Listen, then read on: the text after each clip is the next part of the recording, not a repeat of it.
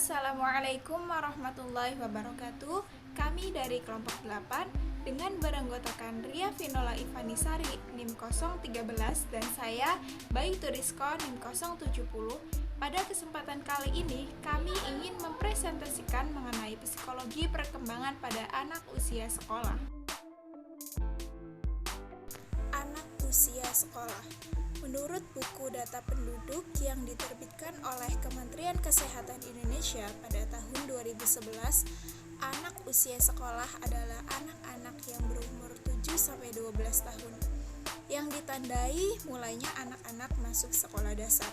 Pada masa ini adalah masa matang bagi anak untuk belajar atau sekolah, karena pada masa ini anak mengalami perkembangan yang membantu anak untuk memahami yang diajarkan.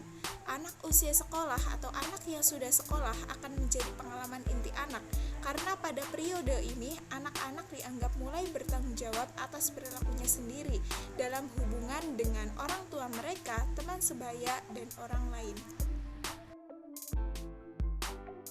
Perkembangan kognitif. Perubahan kognitif pada anak usia sekolah adalah pada kemampuan untuk berpikir secara logis tentang di sini dan saat ini, bukan tentang hal yang bersifat abstraksi. Pemikiran anak sekolah tidak lagi didominasi oleh persepsinya dan sekaligus kemampuan untuk memahami dunia secara luas. Salah satunya pada tahap konkret operasional, yaitu usia 7-11 tahun. Fase ini pemikiran anak meningkat atau bertambah logis dan koheren. Anak mampu mengklasifikasi benda, perintah, menyelesaikan masalah secara konkret dan sistematis berdasarkan apa yang mereka terima dari lingkungannya. Kemampuan berpikir anak sudah rasional, imajinatif, dan dapat menggali objek atau situasi lebih banyak untuk memecahkan masalah. Anak sudah dapat berpikir konsep tentang waktu dan mengingat kejadian yang lalu, serta menyadari kegiatan yang dilakukan berulang-ulang. Tetapi pemahamannya belum mendalam. Selanjutnya akan semakin berkembang di akhir usia sekolah atau awal masa remaja. Pada usia ini, anak juga belajar mengenai hubungan sebab akibat dalam kemampuan membaca bahasanya berkembang dengan baik dan bacaan yang dibaca biasanya dipengaruhi oleh keluarga. Setelah usia 9 tahun, kebanyakan anak termotivasi oleh dirinya sendiri. Mereka bersaing dengan diri sendiri dan mereka senang membuat rencana ke depan. Mencapai usia 12 tahun, mereka termotivasi oleh dorongan dalam diri, bukan karena kompetisi dengan teman sebaya. Mereka senang berbicara, berdiskusi mengenai berbagai subjek dan berdebat. Perkembangan bahasa. Bahasa bukanlah sekedar alat komunikasi bagi anak, tetapi menyertai juga proses berpikir dalam upaya memahami dunia dan lingkungannya, baik secara objektif maupun secara imajinatif. Karena itu, bahasa selain memiliki fungsi komunikasi, juga memiliki fungsi kognitif maupun efektif. Bahasa tidak hanya berfungsi untuk mengkomunikasikan pikiran, perasaan, dan emosi saja, tetapi bahasa juga merupakan suatu tingkah laku yang dapat membantu membentuk dunia si anak, yang membawanya dari dunia egosentris kepada sosiosentris. Anak usia sekolah mengalami beberapa kemajuan yang berkaitan dengan bahasa, antara lain yang pertama, kemajuan berbicara. Dengan meluasnya cakrawala sosial, anak menemukan bahwa berbicara merupakan sarana penting untuk memperoleh tempat di dalam kelompok. Anak juga mendapatkan bahwa bentuk-bentuk komunikasi yang sederhana seperti menangis, gerak isyarat, secara sosial tidak diterima. Hal ini membuat dorongan yang kuat bagi anak untuk mengembangkan kemampuan berbicara. Bantuan untuk memperbaiki pembicaraan pada akhir masa kanak-kanak berasal dari 4 sumber, yaitu yang pertama dari orang tua, radio dan televisi, buku dan guru di sekolah. Yang kedua yaitu penambahan kosakata. Sepanjang masa akhir kanak-kanak, penambahan kosakata umum terjadi secara tidak teratur yang bersumber dari berbagai pelajaran sekolah. Bacaan, pembicaraan dengan anak-anak lain, televisi, dan radio. Rata-rata anak kelas 1 mengetahui sekitar 20.000 sampai 24.000 kata, dan pada saat duduk di kelas 5, anak mengetahui kurang lebih 50 kata. Anak yang lebih besar tidak hanya belajar banyak kata baru, tetapi juga mempelajari arti baru dari kata-kata lama. Hal ini selanjutnya memperbanyak kosakata. Yang ketiga yaitu pengucapan. Kesalahan dalam pengucapan kata-kata lebih sedikit pada usia ini daripada sebelumnya. Sebuah kata baru mungkin ketika pertama kali digunakan, diucapkan dengan tidak tepat, tetapi setelah beberapa kali mendengar pengucapan yang benar, anak sudah mampu mengucapkannya dengan benar. Namun tidak demikian halnya pada anak dari kelompok sosial ekonomi rendah yang di rumah lebih banyak mendengar kata-kata salah ucap daripada anak dari lingkungan rumah yang lebih baik. Yang keempat selanjutnya yaitu pembentukan kalimat. Anak usia 6 tahun harus sudah menguasai hampir semua jenis struktur kalimat. Dari usia 6 sampai 9 atau 10 tahun, panjang kalimat akan bertambah. Kalimat panjang biasanya tidak teratur dan terpotong-potong, namun berangsur-angsur setelah usia 9 tahun, anak mulai menggunakan kalimat yang lebih singkat dan lebih padat. Anak-anak juga memperlihatkan kemajuan dalam hal menggunakan bahasa dengan cara yang sesuai dengan budaya proses yang disebut pragmatik. Ketika memasuki usia remaja, sebagian besar anak-anak mengetahui aturan-aturan menggunakan bahasa di dalam konteks sehari-hari, apa yang sesuai dan tidak sesuai untuk dikatakan. Selanjutnya, perkembangan moral. Perkembangan moral menurut Kohlberg terdiri atas 3 tahapan utama. Yang pertama, prekonvensional, yang kedua konvensional, dan yang ketiga postkonvensional. Yang masuk pada anak usia sekolah ini hanya 2, yaitu prekonvensional dan konvensional. Yang pertama, fase prekonvensional. Pada fase ini, anak belajar baik dan buruk atau benar dan salah melalui budaya sebagai dasar dalam peletakan nilai moral. Pada fase ini terdiri dari 3 tahapan, yaitu yang pertama, didasari oleh adanya egosentris pada anak. Maksudnya, pada saat ini menurut mereka, kebaikan itu yang seperti apa yang mereka mau, rasa cinta, kasih sayang, semua itu akan menolong memahami mereka tentang kebaikan. Dan sebaliknya, ekspresi kurang perhatian, bahkan membencinya, akan membuat mereka mengenal keburukan. Yang kedua, orientasi hukuman dan ketaatan, baik dan buruk sebagai suatu konsekuensi dan tindakan. Dan yang ketiga, anak berfokus pada motif yang menyenangkan sebagai suatu kebaikan. Anak menjalankan aturan sebagai sesuatu yang memuaskan mereka sendiri. Oleh karena itu, hati-hati apabila anak memukul temannya dan orang tua tidak memberikan sanksi. Hal ini akan membuat anak berpikir bahwa tindakannya bukan merupakan sesuatu yang buruk. Yang kedua, fase konvensional. Pada tahap ini, anak berorientasi pada mutualitas hubungan interpersonal dengan kelompok. Anak sudah mampu bekerja sama dengan kelompok dan mempelajari serta mengadopsi norma-norma yang ada di dalam kelompok, selain norma yang ada di lingkungan keluarganya.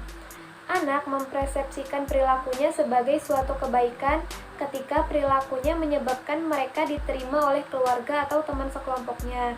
Dan sebaliknya, anak akan mempersepsikan perilakunya sebagai suatu keburukan ketika tindakannya mengganggu hubungannya dengan keluarga atau teman kelompoknya.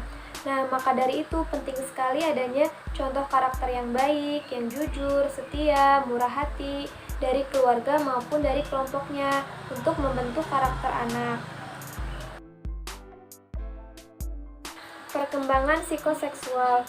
Freud menggambarkan anak-anak kelompok usia sekolah 6-12 tahun masuk pada tahapan fase laten.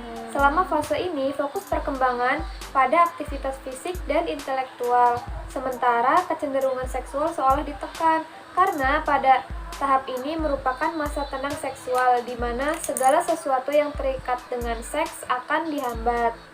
Pada periode laten, anak menggunakan energi fisik dan psikologis yang merupakan media untuk mengeksplorasi pengetahuan dan pengalamannya melalui aktivitas fisik maupun sosialnya.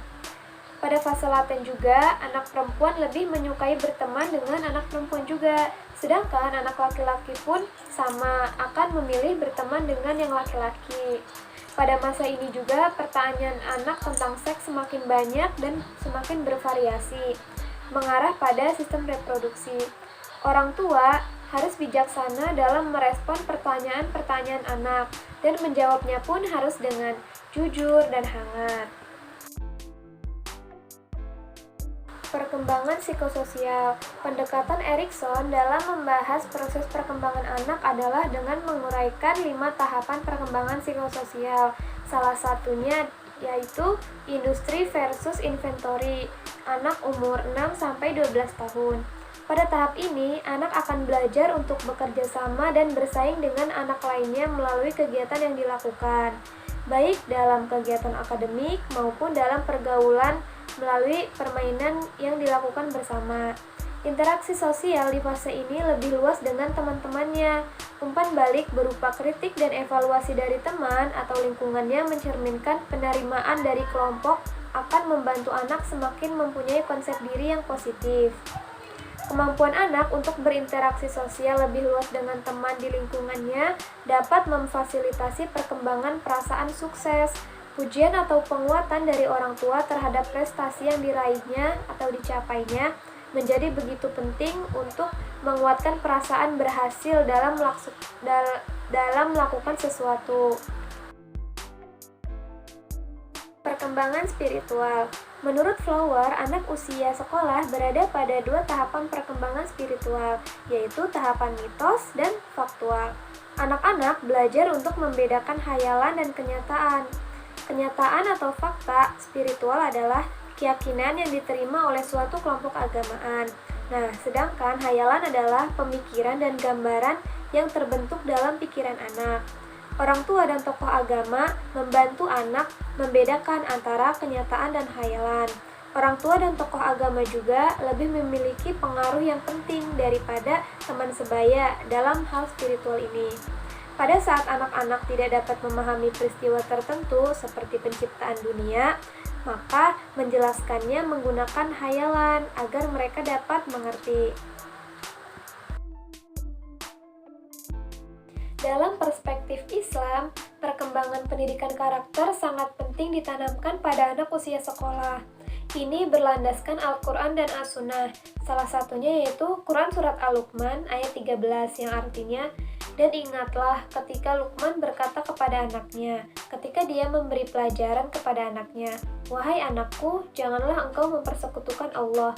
Sesungguhnya mempersekutukan Allah adalah kezaliman yang besar.'" Ada pula salah satu hadisnya yang berbunyi, "Suruhlah anak-anakmu menjalankan sholat jika mereka sudah berusia 7 tahun.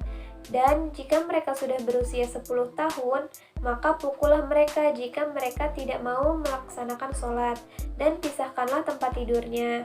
Hadis riwayat Al-Hakim dan Abu Daud diriwayatkan dari Ibnu Amr bin As. Walaupun sejak masa kanak-kanak, anak telah dibiasakan hidup dalam suasana ketuhanan, tetapi mereka sendiri belum mampu menentukan sikapnya terhadap nilai-nilai keagamaan.